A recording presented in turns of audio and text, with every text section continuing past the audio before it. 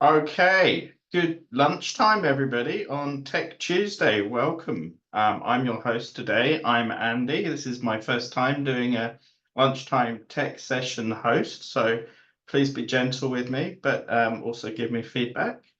So yeah, I'm your host for this June. I'm going to do a quick overview of some quick Canterbury tech updates, some useful information to put into your calendar for some upcoming events. And then I'll hand over to our speaker today, Jess from Pākiki, and also Glenn is here from Pākiki as well to give us some more insights. So, a big thank you to our Canterbury Tech annual sponsors. This includes the UC Business School that brings us the most relevant MBA program and executive education program in the country. And now you can take a subscription service. So if you like binging out like on Netflix, only with MBA content, then obviously the UC Business School is the place to go. We then have our friends at AWS for all things cloud and infrastructure. I think they've got so many things it would be impossible to list them. But if you're exploring doing something new, or you're running out of space for something, or you need to go faster, I'm sure they can help. And there's lots of ways to reach out to them. And also introducing some of our annual supporters that help us with our own services for Canterbury Tech. I'd like to thank SiteHost, who host our website, Ridiculous Digital, who help us with SEO, Integration Works with financial systems, and Crescent Consulting for all things recruitment. Now, let's get started with the team here. So what I'd like us all to do is just do a warm-up exercise in the chat. I'd like to know where you're from and what your mood is for today. Are you having a great day, or have there been better days, better Tuesdays? Normally everything seems to happen on a Tuesday. So shout out in the chat, put in where you're from. You don't have to be constrained by the suggested emojis we've got here, but yeah, let's see where you're from and how you're feeling. So we've got quite a lot of people here from Christchurch with Mark Baxter is in a sort of exuberant, very, very happy mood. Yeah, Auckland is some shout outs from there. Anyone outside of New Zealand, let us know. There's some Twizel from Arno. Oh, we've got some more people waiting to join us as well. Australia. Oh, welcome. Welcome, Renee. Not quite sure what the kiwi fruit emoji means, but probably something to do with being a kiwi. Okay, it looks like we've got most of our participants here and lots of people in quite good mood for a Tuesday. Christchurch seems to be like the place to be, but of course it is. Okay, well, let's move on. So the big news is the Canterbury Tech 2024 is coming soon. It's going to be our 21st year of doing the Canterbury Tech Summit. Check out techsummit.nz to see more about when it is and book your tickets. I think there's an early bird on offer at the moment. And also, Canterbury Tech is the proud partner of the Christchurch NZ Power Up series.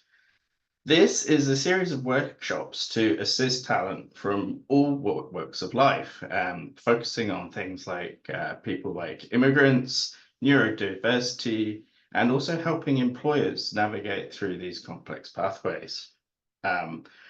We know that when companies embrace talent from a range of backgrounds, they unlock more potential to be more innovative and creative. So these are a series of free workshops.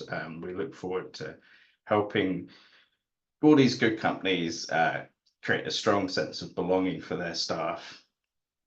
So These workshops are coming up soon.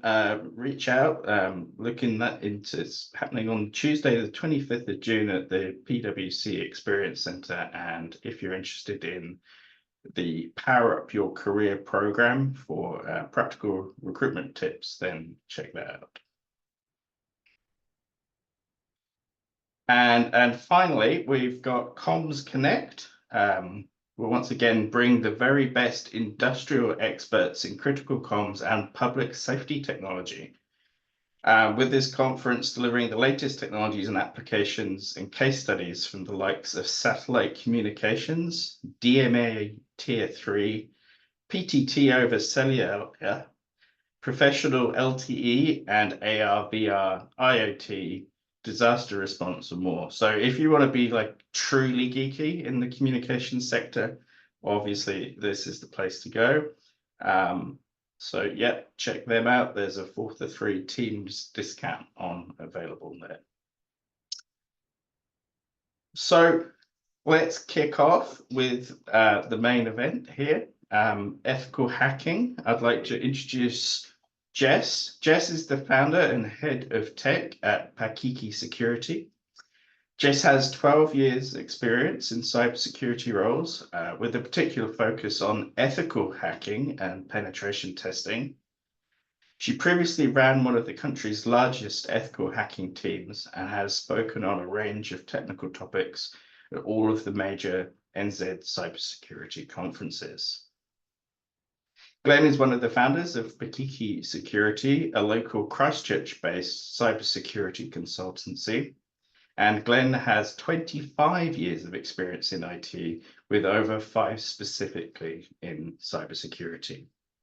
And just on a personal note, I know both Jess and Glenn and have worked with them in the past on my own security concerns, and I think they're fab. So I'll hand over now to Jess. And let me just switch over who is presenting. So let me just find Jess. Just wait 1 second, please call us. Where is Jess gone?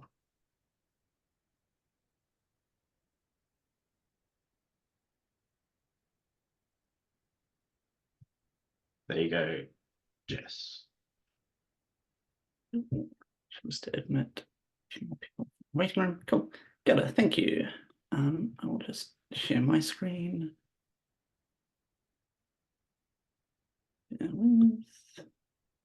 Right. Should all be able to see that now? Okay, great. Yep. All right. Cool. Thank you for that. So as Andy mentioned, I'm going to be talking or demystifying ethical hacking today.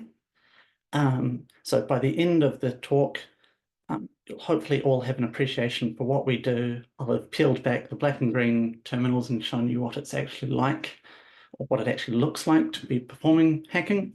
And I'll give you a bit of insight as to how we as hackers approach things that we haven't seen before. So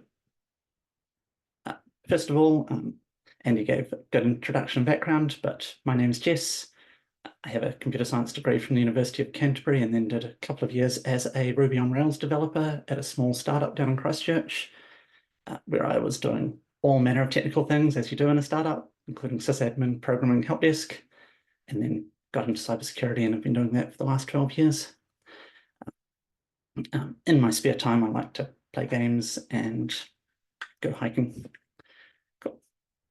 All right, so as I mentioned, what we're going to be covering today is I'm going to start with a deep dive into into web application hacking, so it can kind of provide an initial overview of what we can look for, what it actually looks like, how we do our job.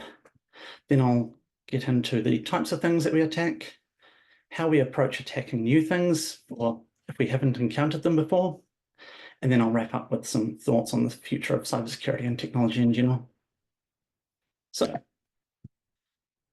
firstly, what do we actually do? Well, ethical hacking sounds really cool. At the core of it, we attempt to use the same tools and techniques as real-world attackers in order to find vulnerabilities and then be able to explain them to our clients in simple terms. It's incredibly fun, the rush that you get out of getting domain admin on a government agency network within 2 hours is incomparable. But we then, as professional ethical hackers or penetration testers, need to be able to take those technical vulnerabilities and provide the information that developers or engineers who may or may not be security experts need to go and fix those vulnerabilities. Or we need to be able to explain those vulnerabilities to other decision makers within a business in order to help them understand the risks and make an informed decision as to whether or not it's worth investing the time and effort into fixing them, or whether or not they're okay with those risks. Sorry, just bear with. Let's see, a few more people are in the waiting room. Cool. All right. So what does it actually look like to be attacking a web application? What kind of steps do we take? So as with many types of systems, there are often methodologies, approaches that are well published, well known, and cover common vulnerability classes that you'd run into day to day. So in the case of web application hacking, there's a book called the Web Application Testing Guide by OWASP, and that's about 300 to 400 pages worth of all of the common web application vulnerabilities, how to test for them, what they look like, and how to go about fixing them in some cases. But the actual approach that we take for a web application starts with information gathering. So this is where we profile the application, we look at, say, HTTP headers, we look at common telltale signs like file extensions, and we get an appreciation for what kind of network stack, what kind of application stack it's running on, what framework it might be running on, how it's hosted, what else might be running on in the environment, and get a feel for the overall attack surface. The reason why this is important is because some application hosting stacks or frameworks have particular classes of vulnerabilities that are more prevalent. Also worth saying here that I'm not too opinionated in terms of which frameworks are, there's no one truly best framework for security. All have their pros and cons. In saying that, if you're writing something in PHP without any kind of framework in place, then you're probably going to run into some issues. But for the most part, there's pros and cons with all. So then next up, we have authentication. So that's looking at how users log in. And a lot of the time, we're just doing this through a web browser, often using a tool called an intercepting proxy to be able to view the raw HTTP traffic going back and forth. And I'll show a small video soon of what that actually looks like. But for this, we are logging into the application, seeing what those requests look like. We would look at how the authentication flows happen in alternative ways. So if, for example, there's a mobile application, sometimes the way that the mobile application logs into the server is different from the web application. And there can be a distinct set of vulnerabilities that make it easier to break the mobile application authentication flow than the main one. This is also where we'll test things like password reset processes. So an example is if you've got really strong password policy, but your password reset all hinges on a single security question of which city were you born in, and you get given the hint that it's 9 characters, you can probably guess the answer to that person's password reset question and then be able to get in through that method. This is also where we would test multi-factor authentication. Next up would be authorization. So we check whether people can gain access to data or features that they shouldn't be able to get access to. And again, what we're often doing here is just using a web browser alongside an intercepting proxy in order to just try things. So if, for example, when you click on your user profile, if you get in the URL bar, example.com/users/50, what happens if I change that to 49? What happens if I change that to 51? Sometimes I will be able to get access to other people's user profiles, and then I can potentially change their password, change their permission set. It's just about trying it and seeing what happens. Likewise, in terms of being able to test whether or not we can gain access to features that we shouldn't be able to, what we'd often do is log in as an administrator, enumerate all of the functionality within the application, and then effectively replay all of those requests with a standard user sessions cookie. And we see, can we update other people's user profiles? Can we get access to other administrative functionality that we shouldn't be allowed to? Next up, we'd test for session management issues. So that would be looking to see, does logout work? You'd be surprised at how frequently we actually run into just the logout button, not actually ending the session on the server side. If you're using, say, JWT to store your sessions, can we set the algorithm to be none, the signature validation algorithm to be none, and then just craft our own JWT tokens that log other people in?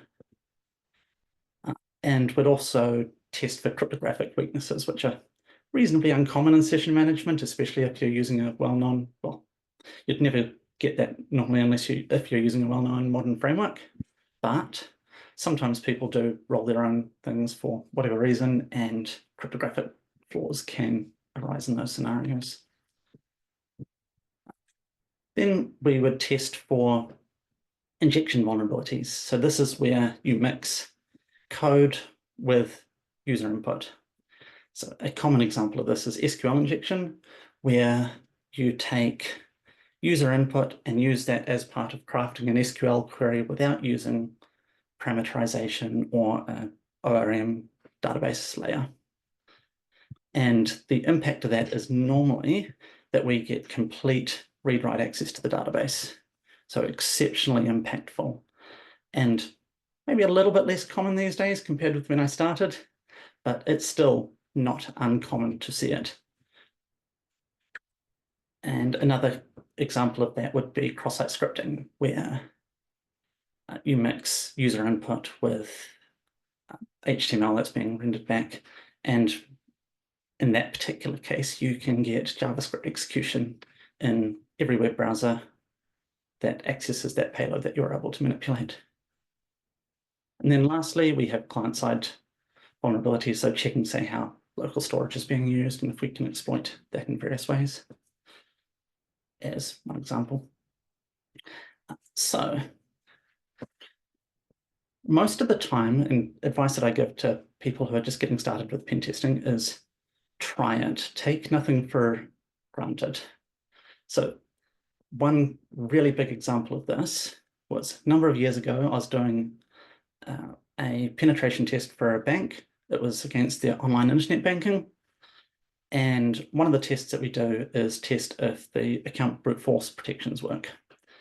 And again, we do this just by trying to replay invalid passwords a number of times to see if it locks us out. So in this, and also note that always remember to do that at the end of the engagement, because if you lock yourself out, that's always a bad idea. So in this particular case, I typed in the username I was given, I button mashed the keyboard, hit enter, it let me in. I was kind of freaking out a bit, thinking that I'd made a mistake. I went back, typed in the username, typed 111 as the password, it let me in. Back, 222, let me in. I was just, couldn't believe it. Called the project manager, who came down, watched me do it.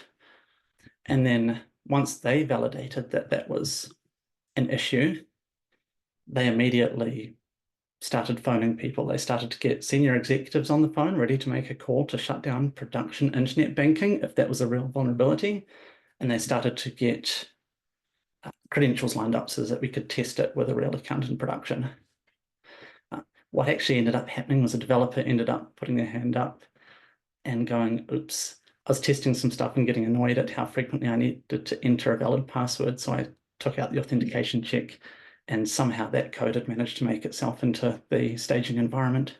So yeah, there was, I'm sure, some words behind the scenes there. All right. So what does this actually look like day to day? So hopefully you can see that. So is that video playing? Don't All right, so this is a tool this is an intercepting proxy tool. So what this does is it allows us to view the HTTP requests as they go back and forth on the wire. So in this case, I visited the Pākiki Security website, and what I'm going to do is intercept those requests. So actively stop the request in action so that we can inspect it or manipulate it. So you can see it's spinning here. What we'd often do is say change things like the user agent, because sometimes servers will give different behaviors depending on whether it's a web or mobile browser. What we'll do in this case is forward and intercept the response, and then we will manipulate the response so that the browser gets a different response. We'd sometimes do this. Sometimes in the JavaScript that's returned, for example, there might just be a admin flag, and that will toggle whether or not certain functionality is visible based on further JavaScript that runs. That inherently isn't bad by itself, but if there are no further checks, then it can't be bad. And then what we will do is show what we often will do is automate some attacks. So we might, for example, try sending a whole bunch of payloads to a system that will just try a whole bunch of different things to try and see if it's vulnerable to SQL injection, or maybe if it's vulnerable to username enumeration. So let's say in this case we were testing for username enumeration. What we've done is we've said that the number one parameter we want to inject into, we've selected that we want to try from 0 to 100, and the tool here has just went and submitted 100 requests to the server, and we can then start to inspect those requests to see if there's any indications of vulnerabilities. What I'd often do in this particular case is sort by status code or size, and if there's anything that stands out based on one of those two variables, then that's something that I'd dig into and start to look a bit further into. So, yeah, and then lastly, what we would sometimes do is manually just manipulate requests and change different elements of it and submit them to the site and take a look at what's going on. So, yeah, that's what the actual tooling looks like, rather than the stereotypical green and black terminals that you see in the movies. So what sort of things can we attack? So we've covered web applications. Alongside those, we would often be asked to attack mobile applications, APIs. They all have a very similar set of attacks. There's a few things that are unique for each of those, but broadly speaking, they're the same classes and types of attacks against all of them.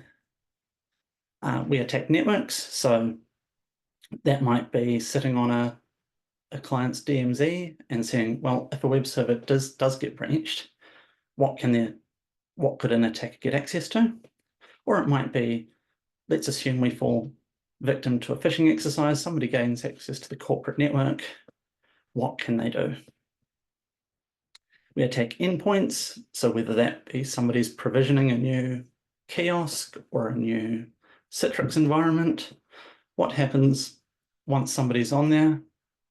Can they get access to other sensitive corporate resources that we weren't intending them to get access to?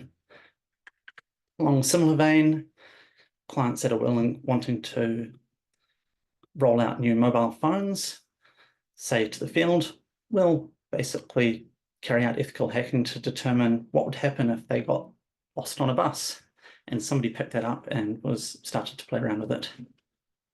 Sometimes if they're being deployed to the field, it might be volunteers or other staff that are maybe a little bit less trusted.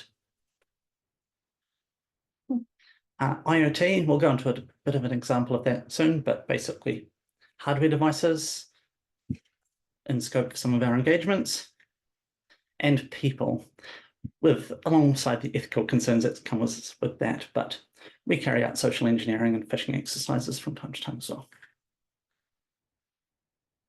So most of the time when we are performing pen testing, we're looking at one network or one system. But the fun stuff are red teams, where we have the full range of techniques available to us and we combine them together. Many organizations in New Zealand are not really ready for this type of engagement, but the kind of cases where it is appropriate tend to be sometimes if an organization security team is getting a bit hamstrung by budget and they want to spend a moderate amount of money to prove that they are vulnerable to all these attacks, and suddenly the board will make a decision to provide more funding for the security team. Or it could be to, say, for example, test incident response capability, or how people respond to an attack. Sometimes also we do what we call a purple team engagement, where we actually sit down beside the blue team and we work through effectively a red team type engagement, but we're working hand in hand with the blue team to see what they see. We kind of whiteboard the attacks before we do them, and it's a much more collaborative environment, and those are for many clients a lot more beneficial than a traditional red team. But these are the real fun ones. These start with a planning exercise where we establish how stealthy are we want to be, what are the actual objectives. A lot of the time the end goal is not necessarily to get domain administrative rights, but it's to get access to some database or some key application. We then gain a foothold on the network. This can be through phishing exercises. More often than not, though, we literally walk through the front door. You would be surprised at if you walk through a government department door on a Tuesday at 8:45, laptop in one hand, tray of coffees in the other. If you're dressed appropriately and have confidence, you will be able to walk straight in a lot of the time. People will hold the door open for you and not question your lack of ID card. Not saying that anyone should suggest this, I'm not saying do crimes, but it's surprisingly easy a lot of the time. Once we're on there, then once we have a foothold on a network through one of those techniques, we'd start to carry out scanning and reconnaissance. So this might be running a tool like WireGuard to capture the traffic as it's going across the wire from where we're sitting. Often it's running tools like Nmap or Nessus, depending on how stealthy we want to be, which is guided by the planning up the front. And we start to take a look at what sort of things are running on the network, what sort of things might be vulnerable.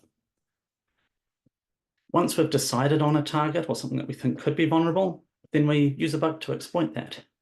A lot of the time we'd use a tool like Metasploit or more bespoke tools. And Metasploit's a framework that has just a huge number of exploits, and you can target them at a system and often can get what's called a Metasploit shell or interpreter. Once we've compromised a system, we'd then take a look at the data on that system or the access that it's got and repeat that process until we achieve our objectives, or we don't. So a couple examples of this. So I had one a few years ago, which again was a bank. We didn't in the brief discuss how stealthy to be, but there was an implication that they were trying to test their blue team. On day one, somebody was using a Linux machine and forgot to disable MDNS on their laptop. The moment we plugged in, their network monitoring solution detected an unknown or an uncommon protocol, immediately flagged the port because it started broadcasting MDNS traffic, which was unusual. And from that moment, the blue team were one step ahead of us the whole way. They were actively monitoring, watching, and seeing what we did. And in the end, we ended up working kind of more like a blue team and working quite collaboratively with them. But yeah, that's an example of a red team that was good from a client's perspective. They were really onto it, really observant. Most organizations probably wouldn't notice a unusual protocol on the network, but that was really effective. On the flip side, another engagement I had was for a government department. I walked in the front door. I just sat down at a desk. I, shoulder tapped somebody and said, "Hey, is anybody sitting at this desk today?" And they said, "No, take it." And then I can't remember quite how, but I managed to get just a regular user set of credentials reasonably early on. Might have used the tool responder or something to that effect. From there, the brief was explicitly that we could be noisy. I scanned the network using Nessus, which is just a vulnerability scanner tool that scans the network, takes a look at what versions of software are running, and will tell you what if there's likely to be any vulnerabilities present on those things. And then I used a tool called Bloodhound, which enumerates groups, users on a Windows domain and the relationships between them. And using Bloodhound, I was able to see that somebody with domain administrative rights was logged into a development box. And it just really stood out. It just didn't seem in line with everything else I was seeing on the network. I then looked back at the Nessus results and saw that development box was vulnerable to the old Eternal Blue exploit, which, for those who don't remember, weren't around or weren't looking at security stuff at the time, was an NSA exploit that gives you complete system access to a Windows machine. I just used Metasploit to exploit Eternal Blue on this machine. I had complete system access to it. I then used a tool called Mimikatz, which extracts credentials from RAM. I was then able to get, just in clear text, a domain administrator, username and password. And before lunchtime, I was logged into the domain controller. And at that point, kind of go into the client, well, we achieved the objective. What would be useful now? So those are two sides of that scale. As I said, the majority of the time, we're looking at one system, one network. Cool. So how do we approach new systems? So let's say, for example, we are asked to attack a thermostat. What we'd do is we'd start out by carrying out like a threat modeling style exercise. So we'd think, what does somebody want out of this? Does this thermostat have its own SIM card? Might they be wanting free internet access out of it? Does it have cloud-based remote access and administration and tools? Would somebody potentially want access to that infrastructure, either to carry out Bitcoin mining or mess with other people? What does it control? Does it control the air conditioning for a data center that somebody might want to disable so that all of the servers overheat? And then after we've kind of established what somebody might want out of it, we think about the attack surface. What physical ports does it have? How does it communicate out? We think about how regular users might access it, what the update process is, how people carry out diagnostics and repair it, what physical connections it has. And then after we've established all of that, we research a lot. We take a look at those physical ports, what protocols it has, and we kind of go from there. A common technique that I really like to use, which is to take a look at the update process and then get the firmware as part of that update process. So, and then once we've got the firmware, we can run it or start to unpack it and reverse engineer it on just a regular laptop. And then another common thing we get, a client will come to us with a complex system architecture diagram and say, we're standing up this new application, new environment in AWS or GCP or Azure. Can you take a look at it? And so what we do here is we start to apply the traditional computer science technique of divide and conquer.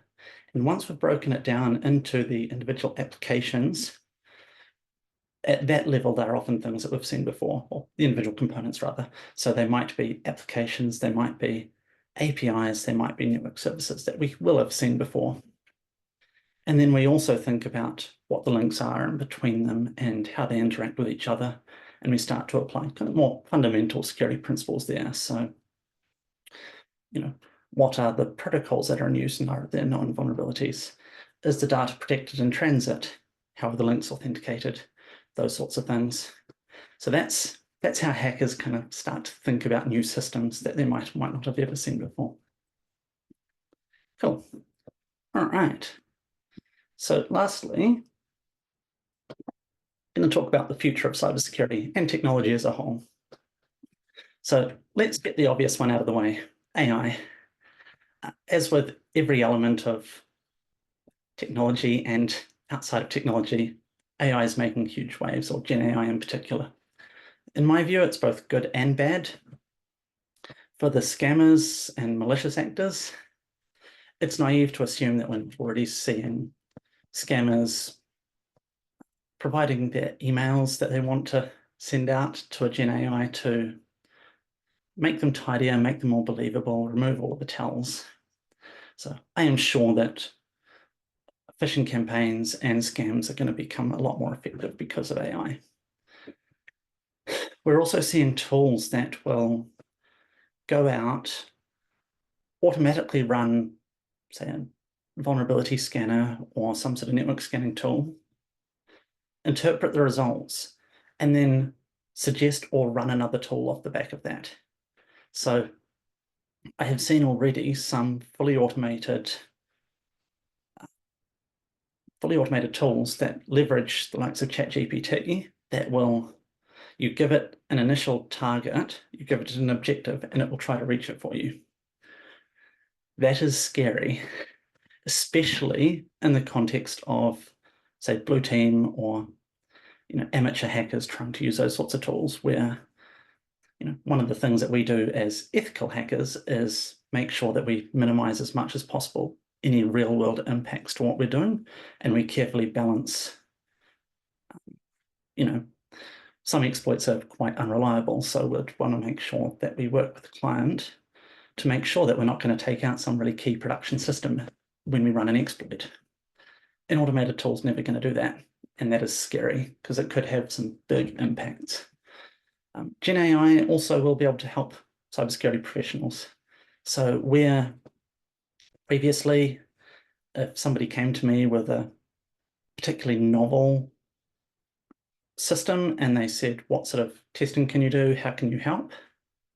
Then I would sometimes stand up, walk across the room to another team of 6 people and kind of explain it, tell them about what I've seen and what I'm thinking, and get them to provide other suggestions on other attack paths and other things I could try. Gen AI can help with this as long as we're not putting sensitive information into it, and kind of replace that, some of that kind of brainstorming around attack paths and what we might want to do. Next one, quantum computing is going to fundamentally change cryptography. So this is kind of scary because at some point in the future, it will be possible to retroactively decrypt data that is being encrypted now. And that's got some scary implications. So if you think about it, today we are sending information over the internet that could be useful and that would want to keep secret from an attacker in 10 years' time. Whether that be at a personal level, that might be internet banking passwords or those sorts of credentials that we might not change regularly. But at a state level, there's state level secrets being transmitted that it's naive to assume are not being captured now for when quantum computing advances sufficiently that it is possible to retroactively crack that information and gain complete access to it. And that will probably be still long term, but it's on the horizon. The last thing that we're seeing is increasing maturity. Cybersecurity is now a boardroom topic, and it wasn't 5 years ago. Frameworks and systems are becoming a lot more secure by default and make it easier to do the right thing. Again, this is leveling everybody up, and I think it's fantastic because it means that we as professionals are not just finding the same low-hanging but quite impactful stuff again and again, and it allows us to kind of use our brains, find the novel stuff, and really apply our core skills and to finding new things. We're also seeing a bunch of low-code or no-code frameworks where it's more about configuration and business logic than necessarily the old-school code vulnerabilities that you might once seen. However, with the exception of quantum computing, those are the same evolution that it's the same evolution that all of IT as a whole is facing. So as technologists, as IT practitioners, where I see our place in this future with a lot of AI, with a lot of evolving technology, is, well, I'll finish with a Māori proverb. He ata te mao nu o te ao. He tangata, he tangata, he tangata. What's the most important thing in the world? The people, the people, the people. As people in IT, it is our job to help other people. In the case of cybersecurity, we're here to help our grandparents from getting scammed, our medical records from being disclosed, making sure our water supplies and power grids aren't breached and stay on. We're ensuring that people get paid and keep their jobs. So with respect to maturing frameworks, it's people who need to design, use, and interact with those systems. So it's developers and engineers who build them and who implement the business logic, and it's end users that interact with those systems in order to execute business processes which require their input. So as pen testers, it's our job to then think of creative ways that we could still circumvent those business processes or understand how people might combine weaknesses with an exploit potentially to defraud the company or take out systems or achieve some other objective. With respect to AI, kind of a grim note, but an AI doesn't get called to assist with instant response at 4 p.m. on a Friday.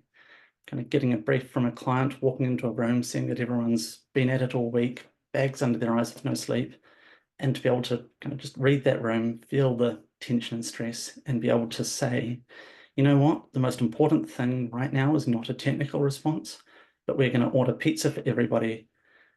Everybody's going to go home, spend some time with their whānau, get some rest, and we'll all look at this with a fresh pair of eyes once everyone's had some good rest.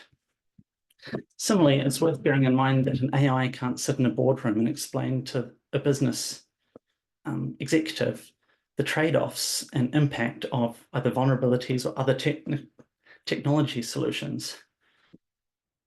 It can't sit down in a room with a bunch of engineers to discuss approaches and come to a collective agreement with everybody about what a good design looks like, which balances security, usability, performance, cost, development effort, all those sorts of things. So as with every industry, I think IT is going to evolve with these changes, but I don't believe it'll replace the human element of what we do. So, yeah, questions?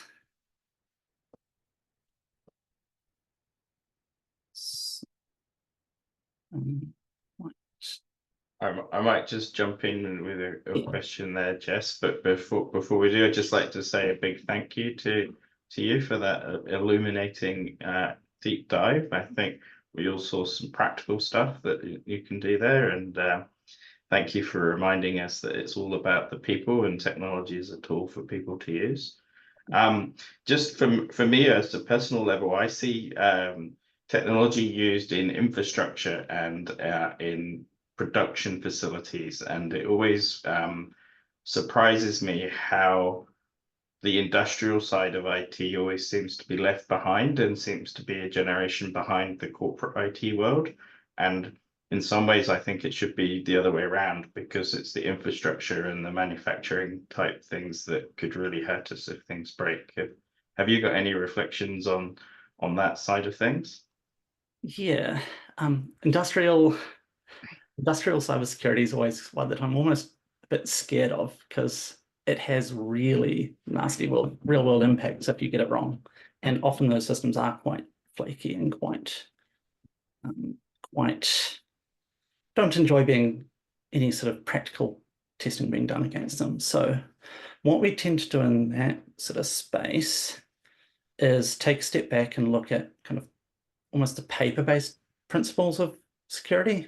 So that would be things like updates being done, how's the environment being isolated, all that kind of stuff. For any more detail, though, I'd probably need to defer to somebody, so probably Carl, who's one of the other co-founders who knows a bit more about it. But yeah, definitely something that we see that it is quite a lot less robust and mature than the IT space. Cool, thank you. I don't know that I can see any questions coming in on the chat. Either I'm looking in the wrong place or we've got a quiet audience. I don't know if anyone else can see anything, Glenn or Henry.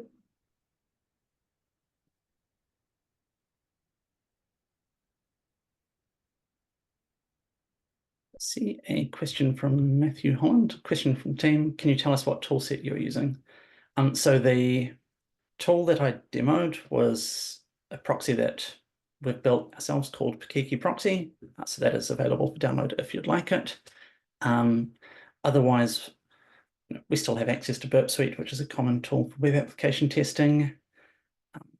Kali is a Linux environment that has hundreds of pen testing tools built in that we regularly use.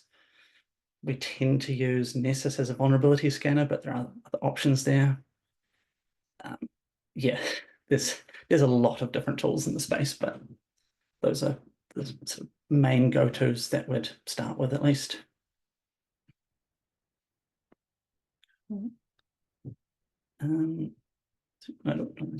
There's one from Alex here that says, would you say that security in your clients appears to be getting better or worse over time, Jess? Yeah, absolutely. It is getting better. When I first started in cybersecurity 10 years ago, we were regularly seeing all manner of reasonably basic security vulnerabilities. And we are seeing, especially with better development tooling, better frameworks, that it's harder to introduce vulnerabilities. Not to say it's impossible, but we are definitely seeing the baseline shifting upwards. So we are seeing fewer of those kind of really basic fundamental issues. So again, SQL injection used to be common, but isn't as much anymore. Cross-site scripting, depending on your framework, is harder to introduce now. So, and in general, there's a lot more awareness of cybersecurity in general. So yeah, it's sometimes a little bit hard when you're on the face of it in the ground. Sometimes it feels like things are not getting better, but when you look back over 5 or 10 years, it's definitely is improving. And we've got a few more questions quickly jump in. One here from Vlad. How much growth do you see in supply chain attacks via app dependencies? That's a good question. I haven't seen a lot of it myself. So there are the high profile ones, and we've certainly assisted some clients working through those. But in, say, the incident responses that we've been involved with, or say, for example, yeah, like general people coming to us with those sorts of concerns, we haven't seen a lot of that at this point. In saying that, definitely an area of concern, and we do get asked about it from time to time. But yeah, I haven't seen a lot of people being exploited from supply chain attacks in New Zealand, at least. And another question in here from Mark. Do you see training, do you do training for companies on the people side? And also, how would you help train those people to avoid phishing and other similar people type attacks? Yeah, that's a good question. So can we do training? Yeah, absolutely, we can do training. How to avoid phishing. So there's kind of a few different things. So there's kind of mixed opinions within the cybersecurity community around phishing training as one of those things to assist with avoiding phishing. One thing that it's always worth bearing in mind is that if you send a phishing email that's well crafted to 100 people, somebody will always click the link. Like, you can't really avoid people from being able to click that link. So what, to me, some kind of effective things around preventing phishing are making sure that you've got good server-side detection, or that your mail, whether it be Microsoft 365, Google Suite, or whatever you're using picks up that phishing effectively. And phishing training can also help assist making sure that staff report it in a timely manner, because if 100 people in your organization get a phishing email, if even just a couple of those people report it really quickly, then you can shut that attack down or provide a warning around it. So from that perspective, I see phishing training as beneficial. But what I would really do not like seeing happen is phishing training occurring and then like targeting specific users who have clicked the link, because we're all people. And I've definitely seen some very poor messaging to individuals who have clicked the link. Just to follow up there, Jess, do you think that it would be necessary to give your executives maybe a little bit extra training on phishing, because they're kind of high profile targets? Yeah, I'd say it's worth having, well, probably not just targeting on the phishing, but cybersecurity awareness in general, which would include phishing. It would include things like, not plugging in USBs that they see lying around, not plugging their laptops or phones into the public charging ports at airports, all that sort of stuff. Just general security awareness training. Also, just on the phishing side, it's also worth just considering that like a good fast detection, if somebody does click the link, and being able to respond to that, say through EDR or whatever, is also really important as part of that full suite of phishing protection. So. Brilliant. I think that's all the questions we've got come through in the chat, Jess. Yeah, once again, a big shout out and thank you to you and your team for putting this presentation together. Audience, if you want to put some, I'll just try and unmute everyone, or is that a crazy idea? No, I don't have a button to do that. You can express your appreciation through emojis. There you go. So yeah, thank you very much. Just check out the Canterbury Tech website for the next events, and we'll wrap it up there. So thank you very much, everyone, for attending.